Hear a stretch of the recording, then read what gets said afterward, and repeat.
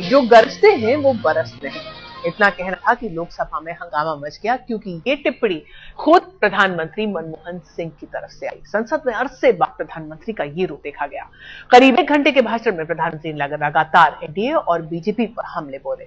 बस फिर क्या था, सुषमा स्वराज से लेकर राजनाथ सिंह तक सब एक सुर में प्रधानमंत्री पर हमला खो बैठे।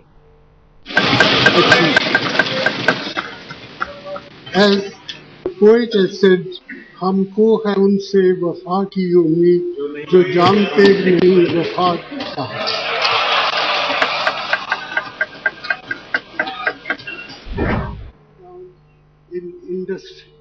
बस कहने को राष्ट्रपति के अभिभाषण पर बोल रहे थे प्रधानमंत्री, लेकिन उनका निशाना भी सीधा था और इरादा भी। शिकार पता था, इसलिए शेर छोड़ दिया। समझने वाले समझ भी गए और नाम भी नहीं लेना पड़ा। There is a proverb and is saying that जो गरजते हैं वो बरसते हैं।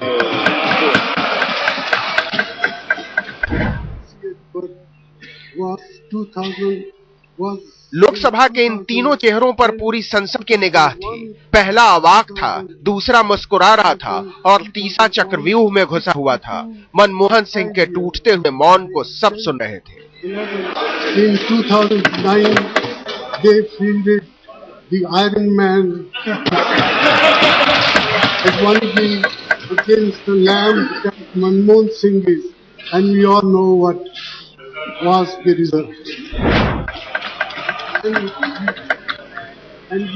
सबकी समझ में आ गया था कि प्रधानमंत्री का तीर किन लोगों को घायल करने के लिए है, लेकिन सबने सुना पूरा। सुषमा स्वराज से न रहा गया और न सहा गया, लेकिन कहा जरूर गया। उनका क्रोध कविता में छलक आया। अध्यक्ष जी, आप जानती हैं शायरी का एक अदब होता है, शेर का कभी उधार नहीं रखा जाता। मैं प्रधानमंत्री का ये उधार चुकता करना चाहती हूँ। प्रधानमंत्री जी, कुछ तो मजबूरियां रही होंगी, कुछ तो मजबूरियां रही होंगी, यूं ही कोई बेवफा नहीं होता। और मजबूरी क्या है? हमारी मजबूरी ये है कि आप इस देश के साथ बेवफाई कर रहे हैं, इसलिए हम आपके प्रति वफादार नहीं रह सकते। विपक्ष की नेता प्रधानमंत्री की शैली से आहत हो गई थी। बोलने की आदत है और सुनना पड़ा था। रुकते रुकते आगे बढ़ी गई। कहा, और मुल्क के साथ बेवफाई करने के लिए दूसरा शेर पढ़ रही हूँ आपको मुखातिब करके। तुम्हें वफा याद नहीं, हमें जफा याद नहीं। जिंदगी और मौत के दो ही तो तराने हैं, एक तुम्हें याद नहीं, एक नहीं याद। प्रधानमंत्री के तेवर से बीजेपी तमतमाई हुई थी। नए नवेले अध्यक्ष राजनाथ सिंह से भी नहीं रहा गया। सियासत तो उम्मीद का दूसरा नाम होती है। हमले से दिल बैठा हुआ था, लेकिन दीपक की लौ जलाए रखी। इतने आक्रामक तेवर को मैंने कभी नहीं देखा था, जो कि 9 वर्ष समाप्त होते होते प्रधानमंत्री जी के आक्रामक तेवर को देख रहा हूं। और अध्यक्ष महोदया, इसे अच्छा संकेत मैं मानता हूं, क्योंकि मैं जानता हूं कि बुझने से पहले दीपक की लौ काफी आक्रामक हो जाती है, तो इस सरकार के जाने का समय आ गया है। अब एक बार फिर से लोकसभा का ये दृश्य देखिए। इसमें आने वाले चुनाव की आहट है। अंदर से संदेश बाहर भेजा गया है, इसलिए भाषण की भाषा बदली हुई है। खामोश रहने वालों ने बताया है कि कभी कभी वो भी बोलते हैं और कड़ा बोलते हैं। जिन मनमोहन को बीजेपी ने मौनी बाबा कहा, वो जब बरसे तो बीजेपी कुछ पल के लिए सकपका जरूर गई, पलटवार भी किया। संकेत साफ है, मिशन 2014 तक बादल गरजेंगे भी और बरसेंगे भी। अमिताभ सिन्हा, दिल्ली, आज तक। दरअसल स्थिति कुछ ऐसा पैदा हो गई थी कि बीजेपी की तरफ से लगातार हो रहे हमलों की वजह से प्रधानमंत्री के सामने छवि का ही संकट पैदा हो गया था, और उसी को बचाने के लिए प्रधानमंत्री को अपना पैतरा बदलना पड़ा। एकदम नर्म और कम बोलने की छवि रखने वाले प्रधानमंत्री को गरजना पड़ा, और ऐसे गरजे वो कि बीजेपी के पास बरसने के अलावा कोई चारा नहीं बचा। A few days ago, a conclave of the National Council of the BJP assembled in Delhi, used the choicest abuses for the Congress establishment, Congress leadership, and including myself. it is not my intention to reply them in that language. There is a proverb and a saying that जो गरजते हैं वो बरसते हैं। प्रधानमंत्री कुपित थे, कुपित से ज्यादा क्रोधित थे और क्रोधित से भी ज्यादा व्यथित थे, और जब तीनों भावनाएं एक साथ मिली तो जुबान को सख्त होना ही था। जज्बात की भाषा तो वैसे भी ज्वलनशील होती है। The Shining India campaign in 2004 led to disastrous results for the BJP. इतने सौम्य और शालीन प्रधानमंत्री को गुस्सा क्यों आया? पिछले कुछ दिनों में बीजेपी ने उन पर जिस तरह से सीधा निशाना साधा है, उसने उन्हें जवाब देने के लिए मजबूर कर दिया था। बीजेपी की कार्यकारिणी में ही मोदी ने मनमोहन का मौन तोड़ने की भूमिका तैयार कर दी थी। तो कहने की जरूरत नहीं पड़ती है कि BJP is with A mission, और जब कांग्रेस के कार्यकलापों की बात करते हैं, देखते हैं, तो तुरंत पता चलता है कांग्रेस इज फॉर कमीशन। मैं तो देश के सामने मिशन और कमीशन के बीच का झगड़ा होने वाला है, और देश कमीशन से मुक्ति चाहता है। ये पहला होता तो शायद प्रधानमंत्री सह भी जाते, लेकिन बीजेपी ने उनकी फोटो बेचारे की तरह बना दी थी। पार्टी का कोई भी नेता सीधे प्रधानमंत्री को घेरने लगता था, मोदी से लेकर शिवराज सिंह चौहान तक। कांग्रेस का नेतृत्व होना है, वो तो आज भी लिखा हुआ भाषण पढ़ता है, कुछ शब्दों पे जोर जोर देकर पढ़ देता है। एक नहीं दो मोदी बाबा है, एक तो बोलते ही नहीं है, दूसरे को भी हमने लोकसभा में कभी बोलते हुए नहीं देखा। एक बार बोले। इन आरोपों का जवाब देने के लिए मनमोहन सिंह ने संसद का मंच चुना और कहा कि वो न बाबा है और न मौनी है। इस टूटे हुए मौन में बीजेपी के लिए नए जवाब की तलाश की चुनौती। रीवा पराशर के साथ शमशेद सिंह, दिल्ली, आज तक। तो एक तरफ प्रधानमंत्री के सामने चुनौती थी बीजेपी को जवाब देने की, और दूसरी तरफ देश को भी आश्वस्त करना था उन्होंने कि अभी भी देश को चलाने का, उसे आगे बढ़ाने का मामला वो रखते हैं। इसीलिए उन्होंने दावा किया कि देश में आर्थिक सुस्ती का माहौल ज्यादा दिनों तक नहीं चलेगा। उन्होंने कहा कि भारत 8% आर्थिक विकास दर के रास्ते पर फिर वापस लौट जाएगा। विपक्ष पर निशाना साधते हुए उन्होंने ये भी कहा कि यूपीए सरकार की उपलब्धियों को छोटा करके आंकने की कोशिश न की जाए।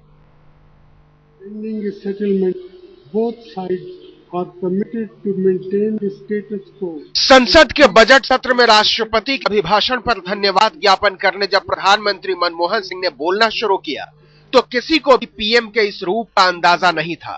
लोकसभा में अपने भाषण में प्रधानमंत्री ने अर्थव्यवस्था पर, खासकर बीजेपी की तरफ से प्रधानमंत्री के दावेदार के रूप में उभरे नरेंद्र मोदी के इल्जामों का सीधे सीधे जवाब दिया। I do wish to emphatically endorse the view of the finance minister that the slowdown in the economy need not persist, and that we are fully capable of putting the country back on a high growth path of 7 to 8% per annum in the next 2 to 3 years. देश की खस्ता आर्थिक हालत के आरोपों को खारिज करते हुए प्रधानमंत्री ने कहा कि विकास की सुस्त रफ्तार का दौर लंबा नहीं होगा, निवेश बढ़ाने की और कोशिशें की जाएंगी। उन्होंने ब्रिक देशों से भारत की तुलना करते हुए कहा कि आज भी भारत की आर्थिक विकास दर ब्रिक देशों के मुकाबले अच्छी है। हर साल 2% की दर से गरीबी में कमी आ रही है। In the UPA period, poverty declined at an average annual rate of 2% per annum. In the preceding 10 years, the decline was no more than 0.8%. कम बोलने की वजह से अक्सर प्रधानमंत्री विपक्ष के निशाने पर रहते हैं, लेकिन बुधवार को संसद में प्रधानमंत्री ने जो असरदार भाषण दिया, उससे साफ हो गया कि बरसने वाले गरजते नहीं हैं। अमिताभ सिन्हा, दिल्ली, आज तक। ऑगस्टा वेस्टलैंड हेलीकॉप्टर सौदे में हुए कथित घोटाले में पूर्व एयर चीफ एसपी त्यागी पर शिकंजा और कसता जा रहा है। आज सीबीआई ने उनसे लगभग 5.5 घंटे तक पूछताछ की और साथ ही साथ इस सौदे में जिन त्यागी बंधुओं का नाम आ रहा है, जो कि एसपी त्यागी के रिश्तेदार हैं, उनसे भी पूछताछ की गई। सूत्रों के मुताबिक ये जानने की कोशिश की जा रही है कि क्या दलाली का पैसा वायुसेना प्रमुख रहे एसपी त्यागी तक भी पहुंचा था।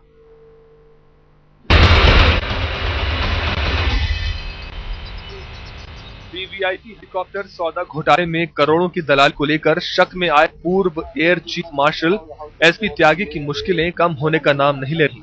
ऑगस्टा वेस्टलैंड हेलीकॉप्टर डील को लेकर पूर्व वायुसेना प्रमुख, उनके 2 चचेरे भाइयों डॉक्टर त्यागी और जूली त्यागी और एक भतीजे से पहली बार पूछताछ की गई।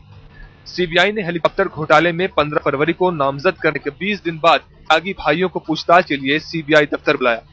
सूत्रों के मुताबिक पूछताछ में सीबीआई ने यह पता करने की कोशिश की कि वायुसेना प्रमुख एसपी त्यागी के अपने चचेरे भाइयों के साथ कैसे रिश्ते हैं, 72 लाख की रकम किसे किसे दी गई, पैसे को किस तरह पहुंचाया गया, क्या पैसा एसपी त्यागी तक भी पहुंचा, पूर्व एयर चीफ मार्शल से 6-7 मुलाकात को लेकर स्विस बिचौलिए की दावे की हकीकत क्या है। हेलीकॉप्टर घोटाले के आरोपी त्यागी बंधु पूर्व एयर चीफ एसपी त्यागी के रिश्तेदार हैं, ये तो सब जानते हैं, लेकिन ये रिश्तेदारी इस डील को कराने में कितनी बड़ी भूमिका निभाई है, सीबीआई इस बात का पता कर रही है। दलाली के पैसे कहां से आए, किसके जरिए आए और ये पूर्व एयर चीफ तक पहुंचे या नहीं, ये जांच चल रही है। दरअसल इटालियन जांच एजेंसी की रिपोर्ट के मुताबिक त्यागी ने न सिर्फ ऑगस्टा वेस्टलैंड के लिए टेंडर की शर्त बदलवाई, बल्कि टेंडर में कंपनी की तरफ से जाने वाली बोली को भी आखिरी रूप दिया। हेलीकॉप्टर घोटाले में एसपी त्यागी के नाम को लेकर हो हल्ला तब मचा जब स्विस बिचौलिए गुइडो हास्क ने इटली के जांचकर्ताओं के सामने त्यागी से हुई मुलाकात की बात खुली। मामला सामने आने के 10 दिनों के अंदर सीबीआई को जांच का जिम्मा सौंप दिया गया। त्यागी भाइयों को बुलाने से पहले सीबीआई ने चंडीगढ़ में एरोमेट्रिक्स के सीईओ प्रवीण बख्शी से भी पूछताछ की। शमशेर सिंह के साथ धीरेन्द्र पुंडीर, दिल्ली, आज तक। महिलाओं के खिलाफ बढ़ते अपराधों को रोकने के लिए सरकार एक नया कानून ला रही है। नए क्रिमिनल लॉ संशोधन बिल 2013 में कड़ी सजा का प्रावधान है। रेप के तहत आने वाली वारदातों का दायरा भी बढ़ा दिया गया है, लेकिन बिल में सबसे अहम प्रावधान है कि सहमति से शारीरिक संबंध बनाने की उम्र 18 से घटाकर 16 साल कर दी गई है। दिल्ली की सड़कों पर बुलंद की गई महिलाओं की आवाज खाली नहीं जाएगी। महिलाओं की सुरक्षा के लिए कड़े कानूनी प्रावधान की देश भर से उठी मांग बेअसर नहीं रहेगी। सरकार ने महिलाओं के खिलाफ हो रहे अपराध को रोकने के लिए जो नया क्रिमिनल लॉ संशोधन बिल 2013 तैयार किया है, वो कल कैबिनेट में रखा जाएगा ताकि जल्द से जल्द इसे संसद की मंजूरी मिल सके और हिंदुस्तान में महिलाएं खुद को सुरक्षित महसूस कर सकें। नए क्रिमिनल लॉ संशोधन बिल 2013 में कई तरह के बदलाव किए गए हैं। मसलन बिल में सहमति से शारीरिक संबंध बनाने की उम्र 18 से घटाकर 16 साल किए जाने का प्रावधान है।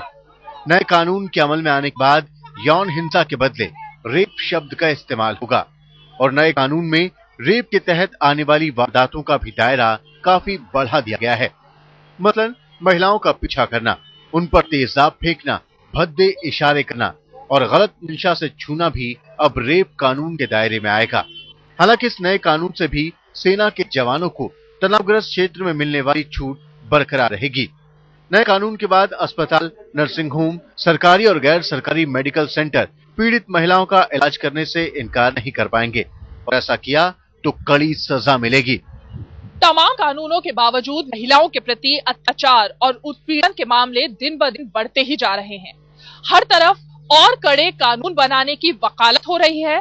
संसद कानून बनाने में भी लगी है, लेकिन उन कानूनों का तब तक सख्ती से पालन नहीं किया जा सकता जब तक कि समाज ही महिलाओं के प्रति और ज्यादा संवेदनशील न हो जाए। नए क्रिमिनल लॉ संशोधन बिल 2013 में ये भी प्रावधान है कि पीड़ित महिलाओं का बयान सिर्फ महिला पुलिस अफसर ही दर्ज कर सकती हैं। रीमा पाराशर के साथ संदीप सोनवलकर, दिल्ली, आज तक।